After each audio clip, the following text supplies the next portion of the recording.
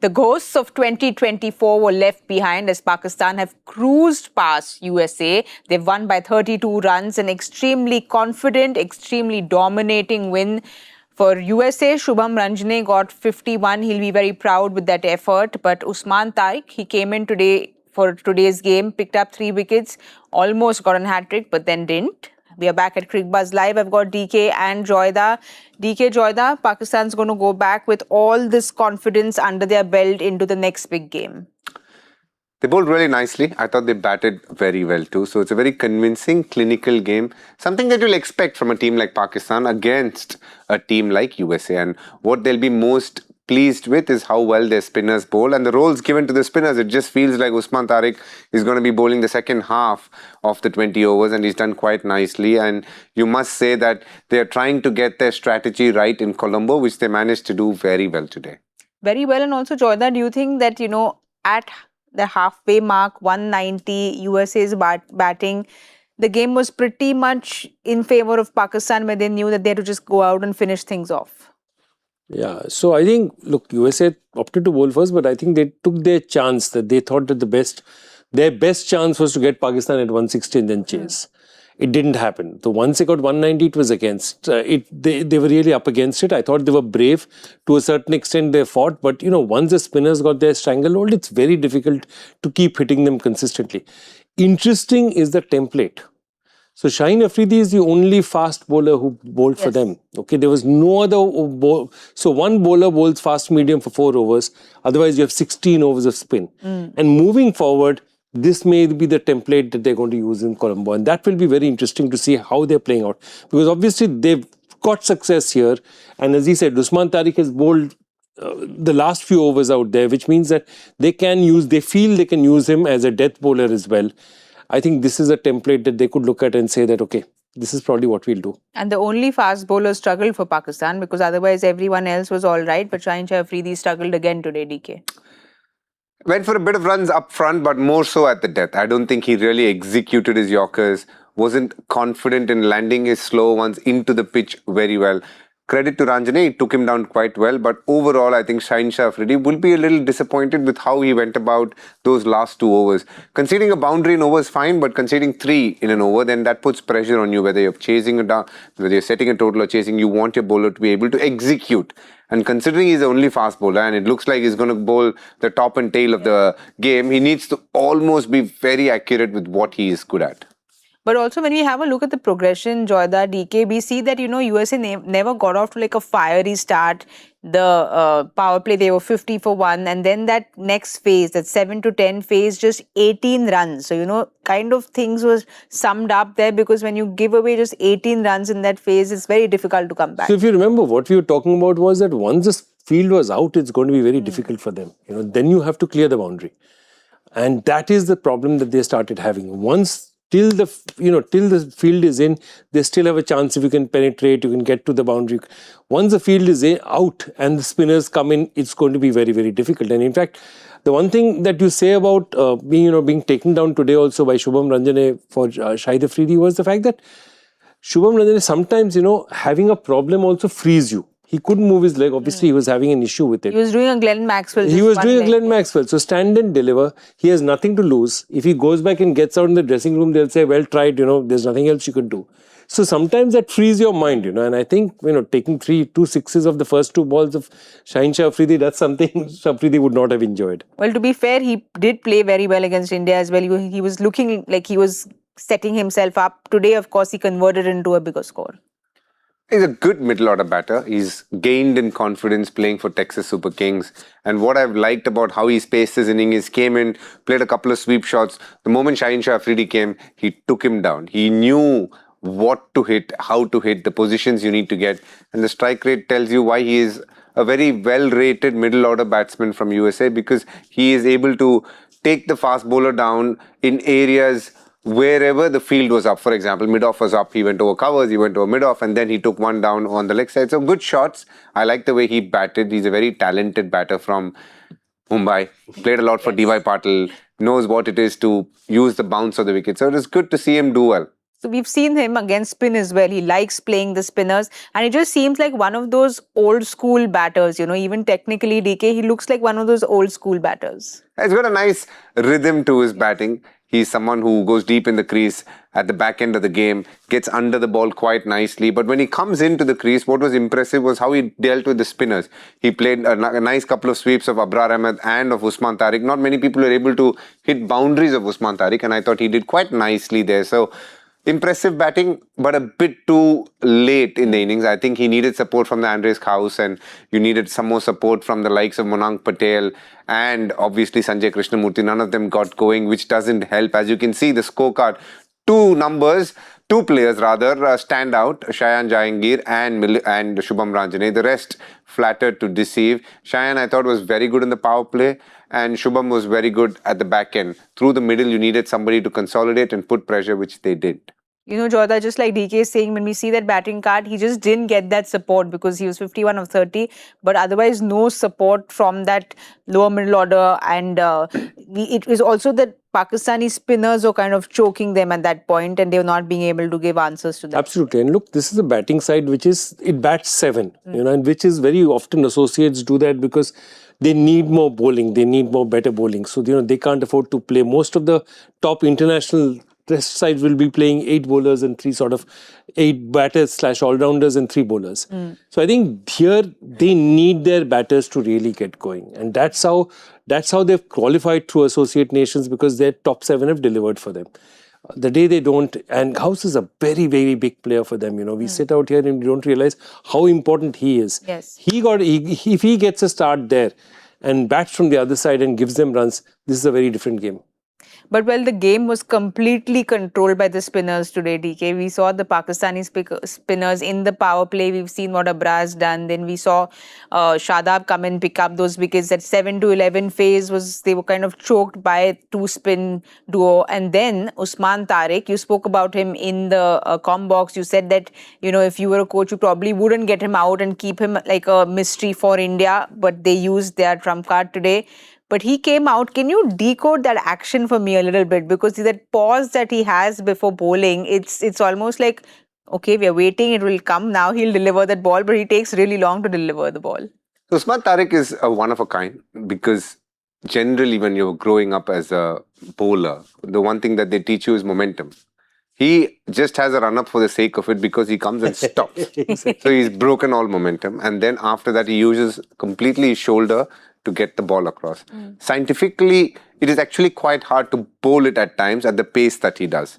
Now, he has a deformed elbow, so sometimes that helps him get the ball across quicker.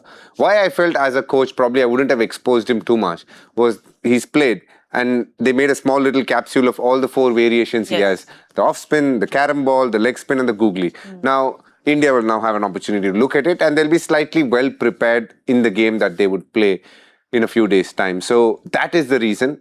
But having said that, you can get away one game. At some point, you're going to play and people are going to know. So if it so happens that it's a game earlier, it's okay.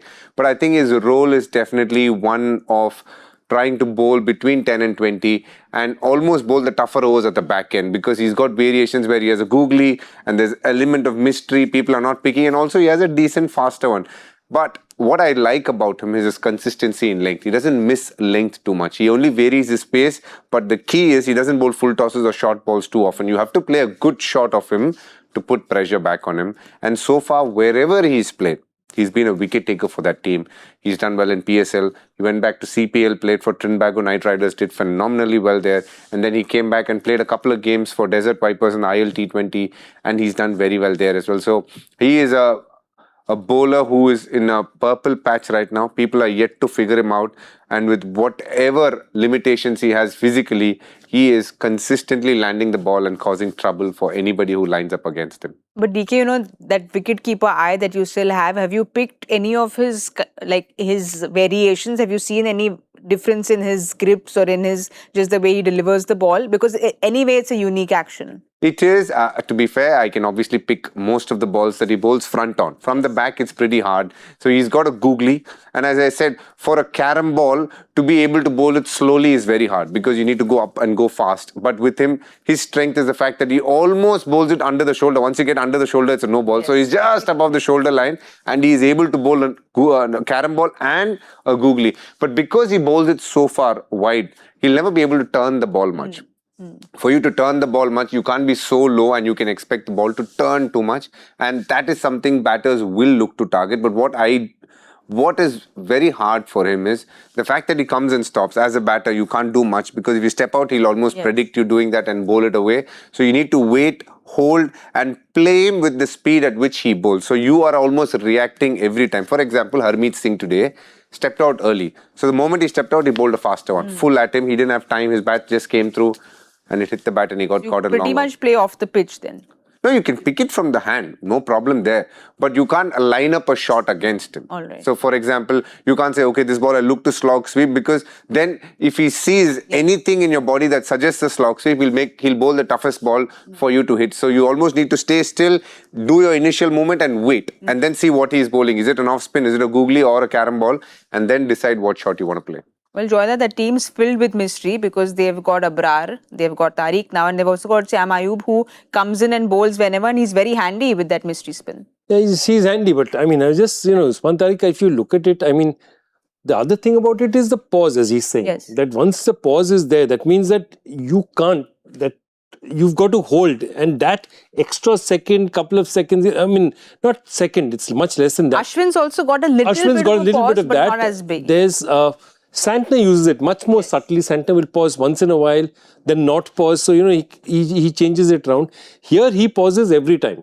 But he's absolutely right. That means you're getting zero momentum. It's all shoulder. It's all shoulder and strength. So, it can't be easy to bowl. But again, no matter how much you practice, so much of cricket is played on what we call muscle memory. So, your muscle memory when a bowler is reached here tends to make you move forward and tends to make you go into rhythm, and then the bowler suddenly stops. So it can be disconcerting. If you haven't played him, it can't be easy to play.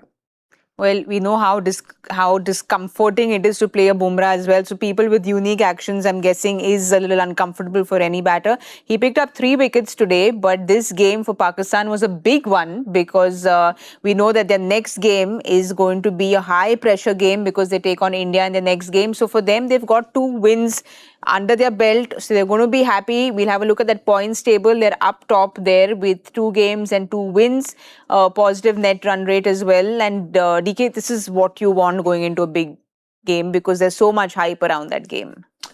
Yeah, that's the game that everybody's wanted in the World Cup. The 2 big rivalries in the world of sport world of cricket at least, has been Australia-England, the Ashes, and India-Pakistan for a very, very long time. There's always been the Trans-Tasman rivalry as well, but I think India-Pakistan is right up there with the biggest rivalry that exists in this sport. And we have another opportunity. Must say India is dominated Pakistan for a while now. But tomorrow, not tomorrow, in a few days' time, when they do play that game again, the pressure will be on Pakistan because there'll be a lot of eyeballs on them for all the reasons that happen off the field and for the kind of cricket they've played previously against India.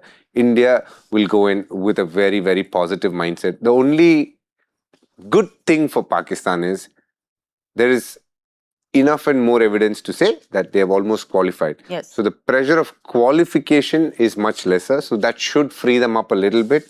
But playing India is a different kettle of fish. The only good thing for them in another way is the fact that most of these players have already played. Yes. So they know what to expect from India. But the conditions are different to what it is in Dubai.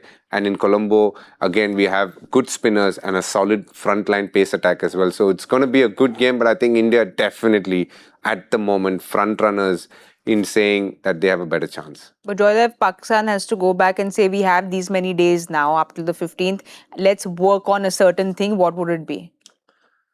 I think they are not going to look at it that way. They're going to look at it saying we are free. I mean, we've won 2 matches, yes. We're probably going to qualify. Our job now is this is a free hit against India. Their record against India, they'll take away that 1 match, with 10-wicket victory in the middle. Otherwise, India has totally dominated them. So the way they look at it is saying that this is a free hit. Nobody expects us to win. So if I was Pakistan and I'm Mike Hesson, I'm telling them the world does not expect us to win. There are no expectations of this game. Go there and play a free game. And that's the only way that they'll get, because this Indian batting side is a formidable side. It has all the weapons. There's terrific batting, there's some bowler, Varun Chakravarti is there, Bumrah is there. So it's a packed side.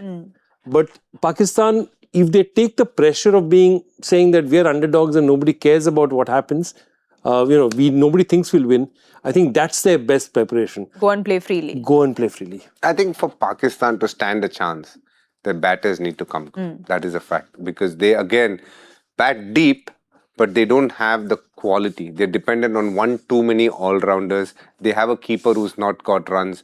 They have Babar Azam, who is obviously questioned a lot for the strike rate that he bats at. To be fair, they're heavily dependent on their opener, Saibzada Farhan. He has been their lone mainstay for some time in terms of consistency and getting runs. So a lot of pressure will be on him. He did well against India, especially against Bumrah in Dubai when it didn't swing. In Colombo, it swings with the new ball. So he will be challenged by Bumrah. And I feel for Pakistan to stand any chance, they have to bat very well. All right, still some time for that because that game happens on the 15th of Feb. But of course, there's so much hype on that game. But we have 3 games happening tomorrow, which we will be looking at 2 games, one happening in Colombo and one happening in Mumbai. The first one at 3 o'clock is Australia versus Ireland, and then followed by England versus West Indies.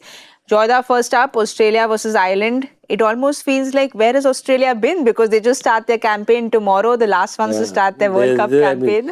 They've been late in more ways than one. Yes. They've been late with announcements, with Cummins dropping out at the last minute. Hazelwood's now injured.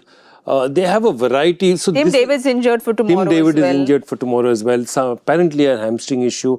So the whole point of it is, this is not like that dominant Australian side that you're used to. And these conditions are very different. You're not playing a World Cup in conditions which are, it's not Australia, New Zealand or any of those countries where the ball really comes on. So I think they look at it and said, we are not in the right spot. Let's see how far we can go, how far we can do with this one. But they again will take pressure off themselves and say, let's go and play it. But it's rare that you come across a situation where Australia is not one of the favourites in world cricket in a tournament. But you have to say, in this particular tournament, they definitely aren't. But DK, having said that, it's Australia, it's an ICC trophy. Even if they have only 13 people to choose from, they'll still get that 11. They'll press that switch on and they just turn up. So a lot of pressure, you think, on Head and Marsh, because clearly that combination for the team, they're not going to have the bowling attack that they would like. So pressure at the top order? Pressure on Head and Marsh, yes. But I think there's more pressure on their bowlers. They're very inexperienced, not played too much in Asian conditions. Their frontline spearhead is missing, Josh Hazelwood. So a lot of the pressure will fall on Nathan Ellis, who's had a great run, to be fair, but he's coming off an injury as well. But if you look at the other pacers, Bartlett and Ben Dwashes, not too much. Zampa is their spinner with experience. Kuhneman has bowled quite nicely in Big Bash, but hasn't set the world alight in international cricket yet in this format. They have a couple of good all-rounders in Stoinis and Maxwell. Green, obviously, if he's bowling, which he will be to an extent, again, good. Their batting is a lot more sorted than their bowling. But in a World Cup, if you really want to make an impact, your bowling needs to come good, which is what they will be hoping. Well, they're up against Ireland, so it's almost easing into the World Cup. Ireland, of course, have played that one game. They had their chance against Sri Lanka, but then they messed up that chase. So for them, of course, the star player Paul Sterling will need to step up, because they need, their big players to step up on the big day. Yeah, I mean, really, Sterling, Tector, those guys have to get runs for them. If they've got to win big matches, Tector, Sterling have to make runs for them. Dockrell bowled well for them last time. Did a decent job, but I think they need more out of their batters, because if they don't put a target which is at least, whichever way, if the batters can't reach 160, 170 consistently, it's a problem. And the truth is, this is not the best Australian bowling attack that you'll find. In fact, the Sri Lankan bowling attack that you had in these conditions is actually more suited to these conditions. Other than Zampa, that quality spinner, perhaps, Maxwell may bowl well for them, but they don't really, Zampa was their only really quality spinner out there. But they've got Maxwell, like you said, he'll have to step up because he's almost plays like a bowling all-rounder. He's bowling so well nowadays. There's Kuhneman as well. So they've got that spin department going. We know that Ireland struggled against Sri Lanka's spinners as well. they didn't have the easiest time against Sri Lankan spinners, who bowled quite nicely, to be fair. I thought Velalagi bowled nicely, even though an injured Hasaranga, but he still managed to bowl pretty well, and also tells you how they actually lack the knowledge in playing spin. We discussed this the other day as well, and that will again be challenged. The next game, Zampa is good quality. I do feel Matthew Kuhneman is more than a handful in those conditions. Maxwell knows how to be defensive in a T20 game. So those are the three spinners that they will be coming up against. Cooper Connolly bowls a bit. Matt Renshaw, if he plays, bowls a bit of off spin. So these are all the fourth and fifth options, but these three are the mainstays. And they will be challenged for sure. And I think Ireland is a work in progress in playing spin. Obviously, they're not used to playing in these Asian conditions as much. I'm sure when you go to UK or Ireland, and they'll be far better playing spinners. But right now, that's a challenge. But for them, just like Joyda said, Harry Tector is big. Paul Sterling has struggled for some time now with the bat. He's lucky he's the captain. That's why he's getting a longer rope. But the fact is that he is somebody who's given them good starts, but looks nowhere close to being in form. A lot of pressure will be on Harry Tector and to an extent, Curtis Campher. So He doesn't need just a longer rope, he needs a thicker rope given the fact of how he's looking like nowadays. Yes. I mean, he is that classic cricketer who looked, the 80s and 90s cricketers could look like that. After T20 cricket, you don't see too many cricketers looking like that, All right, your players to watch out for, one from each team then. I think he's already said it. I mean, definitely Harry Tector for me from one side. From the other side, I'll be really interested to see how Zampa goes, because I feel that they will do well in this tournament if Zampa does well. For you, D. For me, I'll go for Curtis Campher and Glenn Maxwell. Maxwell. All right, then. Let's have a look at what's happening next, because England take on West Indies. This game will be happening in Mumbai with England first up. We saw those England fans, people in the dugout, so nervous after that game against Nepal, because it could have easily gone. It was just that last ball finish. So it was a very nerve-wracking game for England. And now they play West Indies. West Indies, of course, have come, they've had that comfortable win. They got a 25-run win against Scotland. So they are comfortable. England will want to come in and win this with a comfortable margin. For sure. They've announced their 11. They have left out a pacer, Luke Wood, for over 10. So that's the one change that they do have. But what is going to be interesting for me is how they line up with the ball. In Mumbai, it's not that simple to bowl for a spinner or a pacer, because the bounce works against the bowlers at times. So we all know how good a batting lineup England is, but the bowling, they were in many ways rescued by a Sam Curran masterclass at the end with the Yorkers. So it's not going to be happening every time though. Their two main bowlers would be Jofra Archer and Adil Rashid, who went for a tap against Nepal, and that's why they were under so much pressure. So they will be again under the scanner for this game. West Indies, powerful batting lineup, but I thought they batted pretty meekly in the first game. But let's just wait and see how they react in Mumbai, because it's a better pitch, and I hope that West Indies play with the flair that they're known for. We spoke about Adil Rashid. He had a bad day that day, but he's been in great form since 2024, picked up 30 wickets. That day was an off day, but again, a very important player for England. No, he is absolutely right, because Curran is not going to be able to do that for you every day. Okay, I think he bowled fantastically that day. He saved the match for them, but he's not going to be able to do that every day. And I think the other thing is that the English batting has to, because see, this is a West Indian team is a mercurial team. Yes. They are the team capable of putting 200 on the board. If they get everything right, they're capable of getting out for 140 as well. I mean, they're one of those kind of teams. The thing about it is that their fast bowling is, you look at normally West Indies team and you look at their fast bowling. Here you have a lot of fast bowling all-rounders, but Shamar Joseph is the only guy who's really, gives them that kind of penetration with pace. Otherwise, Romario, Rovman, all of them can bowl, but it's their spinners who really they're going to depend on. Akil is key from there for me. Moti is key for me. Again, Jason Holder can also bowl, but this is not the express attack. Yes. West Indies, you have express attacks. Those days are over. These T20 West Indian teams are very spin-dominated teams as well. Well, they can get in a Rawson chase as well, because he can add that extra spin. But the other game, we've seen a hat-trick. We've seen that 64 power runs as well from Hetmeyer. So once Hetmeyer gets going, he's one of those players, right? It's either early or then he gets big runs. So for West Indies, they'll want him to fire again. Hetmeyer, definitely. He played with a lot of intent. Was a bit lucky at the start. He was trying too hard. But what was very good was He had the intent of looking at a 6 almost every ball, which is a great intent to have. Not many people can constantly have that through an inning, which he did against the spinners.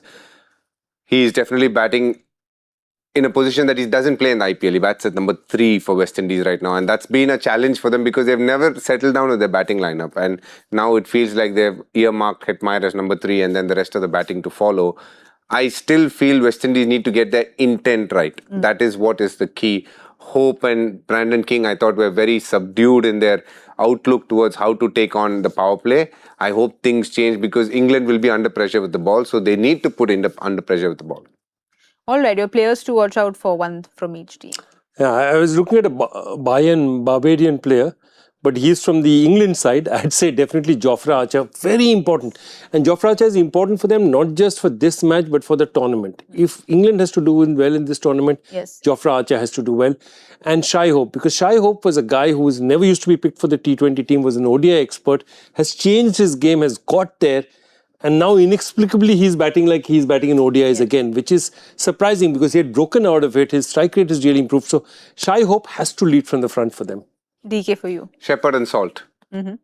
I feel one can bat and bowl and he made a brilliant impact last game. He's in good rhythm. Salt on the other hand missed out against Nepal and I'll be keenly watching because he's got a great record against West Indies. And you'll be keenly watching because they're 2 RCB boys as well. Also, I have a bit of a soft corner for them for sure. All right, then you'll have heard it from Joyda and from DK. It's time to now have a look at the joy factor question, which DK was on the right track. So let's have a look at it. Maybe you have the answer today. Okay, so this cricketer played the last of his 19 tests, all of them in different grounds. His last international match was for another country 19 years later. Name the cricketer in his next team. This is actually a West Indian cricketer named Fouad Bacchus, who's even played the 1983 World Cup final. He's got a 250 runs at Kanpur. He played in the 83 World Cup final, but he played his last match in 2001 for the USA at the age of 43. He moved to the US and he played matches for them in the early days before. So he is one of those cricketers who, 16, 17 years in the middle, he played nothing and then later played for the USA. I could have never got that game, but but you got I'm happy track. I got the track right. Yeah. Clayton Lambert is from West Indies, played for West Indies and then came. Yeah. There's someone who got the track and the answer correct. Let's have a look at who got it correct today. Pritesh Bheda. I haven't seen this name before, so excellent, Pritesh. Well done. Wow, the thumbs up is back on, Joyda. Nice. It's nice don't to ask have me that to do thumbs it. up. Do not ask me to do it. That's all. All right, we should now do something because someone... Achha, well done. Somebody got a bullseye. Well done. And DK got it all. DK got it as well, but DK is not satisfied. He wants a bullseye. So, I'm happy. Oh, wow, look at me. I'm up there. But DK, you're still up. So my marks are now closer to resembling my marks in school. From 75, I've come down to 50. Soon I'll be dropping further. But I'm happy. For one day, should be happy or up at number 1. That's because of the first day. Yeah. So we'll see. DK is not happy. He's not commenting on this whatsoever. No, I'm happy. I'm very surprised I'm second on the leaderboard. Yes. I'm very happy. That's a good place to be. I didn't expect myself to get there. But tomorrow will be a very challenging day, I feel. We have 4. It's going to be a lot of guesses. We've got 4 guesses to go. So, yeah. And expect... soon there's a lot of sledging on the group about all this, I can make out. There is, because you got 3 the last time you all did a double game. So now Manoj is there. Everyone now, they're going to be watching you like a hawk tomorrow. Well, Rohan Rohan has to still get off the mark, but I think we should be happy because we are all happy today. We are on that first, second, third position. So we should end the day on a happy note. Thank you very much, Joyda and DK. Thank you so much as well. Thank you everyone for watching. Tomorrow is going to be an exciting day because we will be here earlier. So more good food for us. DK, hopefully Ajinkya gets us food from home. Joyda, we'll send some to your hotel room. And of course, there'll be lots of cricket. So do join us. We will be in tomorrow at 2:30. Good night and goodbye.